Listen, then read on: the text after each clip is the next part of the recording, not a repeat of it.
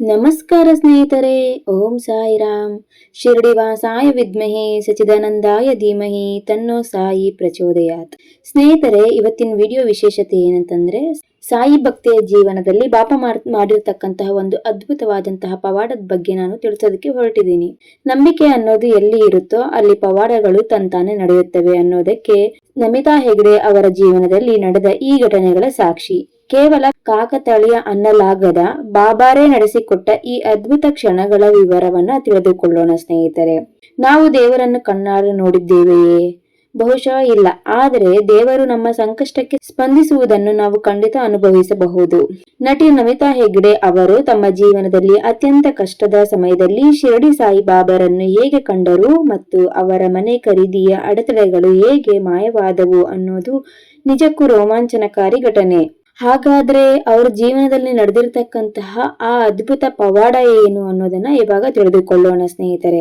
ಸಾಯಿ ಭಕ್ತಿಯು ಹಂಚಿಕೊಂಡ ತನ್ನ ಜೀವನದಲ್ಲಿ ಆಗಿರತಕ್ಕಂತಹ ಪವಾಡವನ್ನು ಹಂತ ಹಂತವಾಗಿ ವಿವರಿಸಿಕೊಂಡಿದ್ದಾರೆ ಸ್ನೇಹಿತರೆ. ಅದನ್ನ ನಾವು ಇವಾಗ ತಿಳಿದುಕೊಳ್ಳೋಣ. ಶಿರಡಿ ಪ್ರಯಾಣದ ಅನಿರೀಕ್ಷಿತ ಪವಾಡ.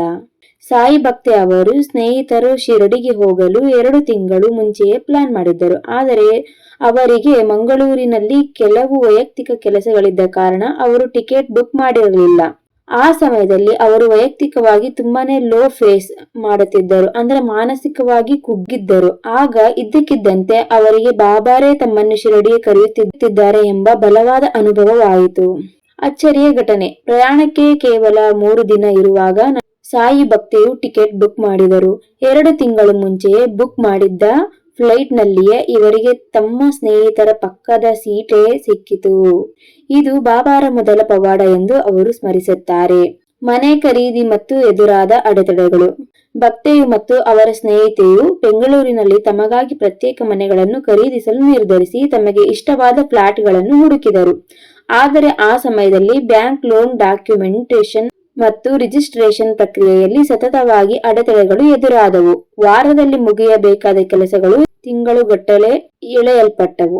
ಇದರಿಂದ ಬೇಸತ್ತ ಇಬ್ಬರು ಗೆಳತಿಯರು ರಾತ್ರಿ ಇಡೀ ಅಳುತ್ತಾ ಮನೆಯಲ್ಲೇ ಕುಳಿತು ಬಾಬಾರ ಹತ್ತಿರ ತಮ್ಮ ಸಂಕಟವನ್ನು ಹೇಳಿಕೊಳ್ಳುತ್ತಿದ್ದರು. ಬಾಬಾರವರು ಮನೆಗೆ ಬಂದ ಪವಾಡ. ಒಂದು ಗುರುವಾರ ನಮಿತಾ ಸಾಯಿ ಸಚ್ಚರಿತ್ರೆ ಓದುತ್ತಿದ್ದರೆ ಅವರ ಸ್ನೇಹಿತ ಟಿವಿಯಲ್ಲಿ ಸಾಯಿ ಬಾಬಾರ ಸೀರಿಯಲ್ ನೋಡುತ್ತಿದ್ದರು. ಇಬ್ಬರು ಮನೆಯಲ್ಲಿಯೇ ಕುಳಿತು, ಬಾಬಾ, ನೀವು ಎಲ್ಲರ ಮನೆಗೆ ಹೋಗುತ್ತೀರಿ, ಆದರೆ ನಮ್ಮ ಮನೆಗೆ ಏಕೆ ಬರುತ್ತಿಲ್ಲ? ನಮ್ಮಿಂದ ಏನಾದರೂ ತಪ್ಪಾಗಿದೆಯೇ ಎಂದು ಪ್ರಾರ್ಥಿಸುತ್ತಾ ಕೇಳಿದರು.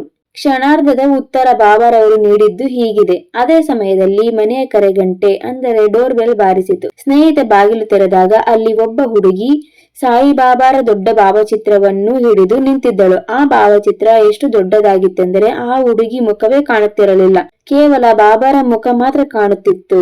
ಆ ಅದ್ಭುತ ಸಂದರ್ಭವನ್ನು ಅಳುತ್ತಾ ಬಾಬಾರವರನ್ನು ಕರೆದ ಮರುಕ್ಷಣವೇ ಬಾಬಾ ಫೋಟೋ ರೂಪದಲ್ಲಿ ಮನೆ ಬಾಗಿಲಿಗೆ ಬಂದು ನಿಂತಿದ್ದು ಅವರನ್ನು ರೋಮಾಂಚನಗೊಳಿಸಿತು. ಆ ಹುಡುಗಿ ಸ್ವಲ್ಪ ಹಣವನ್ನು ಭಿಕ್ಷೆಯಾಗಿ ಪಡೆದು ಅಲ್ಲಿಂದ ನಿರ್ಗಮಿಸಿದಳು. ಸಾಯಿ ಸಚ್ಚರಿತ್ರೆಯ ದೃಢೀಕರಣ. ಹುಡುಗಿ ಹೋದ ನಂತರ ಸಾಯಿ ಭಕ್ತಿಯು ಸಾಯಿ ಸಚ್ಚರಿತ್ರೆಯನ್ನು ಓದಲು ಕುಳಿತಾಗ ಅಂದು ಅವರು ಓದಬೇಕಿದ್ದ ಅಧ್ಯಾಯವು ಬಾಬಾ ಭಿಕ್ಷುಕನ ರೂಪದಲ್ಲಿ ಭಕ್ತನ ಮನೆಗೆ ಹೋಗುವುದು ಮತ್ತು ದಾನ ಪಡೆಯುವುದು ಎಂಬುದರ ಬಗ್ಗೆಯೇ ಇತ್ತು. ಇದು ಕಾಕತಾಳೀಯವಿಲ್ಲ, ಬಾಬಾರೇ ಸವಿಸ್ತಾರವಾಗಿ ನೀಡಿದ ಸಂದೇಶ ಎಂದು ಅವರಿಗೆ ಮನವರಿಕೆಯಾಯಿತು. ಅಂದಿನಿಂದ ಅವರ ಮನೆ ಖರೀದಿಯ ಎಲ್ಲಾ ಕೆಲಸಗಳು ಸುಗಮವಾಗಿ ನಡೆದು ಇಂದು ಬಾಬಾರವರೇ ಸವಿಸ್ತಾರವಾಗಿ ನೀಡಿದ ಸಂದೇಶ ಎಂದು ಅವರಿಗೆ ಮನವರಿಕೆಯಾಯಿತು. ಅಂದಿನಿಂದಲೇ ಅವರು ಮನೆ ಖರೀದಿ ಮಾಡಬೇಕೆಂಬ ಕೆಲಸಗಳು ಸುಗಮವಾಗಿ ನಡೆದವು. ಇಂದು ಇಬ್ಬರು ತಮಗೆ ಇಷ್ಟವಾದ ಮನೆಯಲ್ಲಿ ನೆಮ್ಮದಿಯಿಂದ ವಾಸಿಸುತ್ತಿದ್ದಾರೆ. ಈ ಸಂಪೂರ್ಣ ಅನುಭವದ ಮೂಲಕ ಭಕ್ತೆಯು ಅವರು ಹೇಳುವುದು ಏನೆಂದರೆ, ನಾವು ದೇವರನ್ನು ಪೂರ್ಣವಾಗಿ ನಂಬಿ ಶರಣಾದಾಗ ದೇವರು ಖಂಡಿತವಾಗಿಯೂ ನಮ್ಮ ಜೊತೆಗಿದ್ದು ನಮ್ಮನ್ನು ರಕ್ಷಿಸುತ್ತಾನೆ. ಭಕ್ತಿ ಎನ್ನುವುದು ಕೇವಲ ಪೂಜೆಯಲ್ಲ, ಅದು ದೇವರ ಮೇಲಿನ ಸಂಪೂರ್ಣ ಶರಣಾಗತಿ. ನಾವು ಮನಪೂರ್ವಕವಾಗಿ ಕರೆದರೆ ದೇವರು ಯಾವುದೋ ಒಂದು ರೂಪದಲ್ಲಿ ಬಂದು ನಮ್ಮ ಕಷ್ಟಗಳನ್ನು ಪರಿಹರಿಸುತ್ತಾನೆ. ಇದು ಬಾಬಾ ಇಂದಿಗೂ ತನ್ನ ಭಕ್ತರ ಪ್ರಾರ್ಥನೆಗೆ ಓಗೊಡುತ್ತಾನೆ ಎಂಬುದನ್ನು ಸಾಬೀತುಪಡಿಸುತ್ತಿದ್ದಾರೆ. ಹೀಗೆ ಅಂದು ಅಳುತ್ತಾ ಬಾಬಾರನ್ನು ಕರೆದ ಭಕ್ತೆಗೆ ಅವರಿಗೆ ಇಂದು ಬಾಬಾ ತಮಗೆ ಇಷ್ಟವಾದ ಮನೆಯನ್ನು ಕರುಣಿಸಿದ್ದಾರೆ. ಕೊನೆಯದಾಗಿ ಅವರು ಹೇಳುವುದು ಇಷ್ಟೇ: ನಂಬಿಕೆ ಅಚಲವಾಗಿದ್ದರೆ ಬಾಬಾ ನಮ್ಮ ಮನೆ ಬಾಗಿಲಿಗೆ ಬಂದೇ ಬರುತ್ತಾರೆ. ಶ್ರದ್ಧಾ ಮತ್ತು ಸಬೂರಿ ನಮ್ಮಲ್ಲಿದ್ದರೆ ಸಾಕು.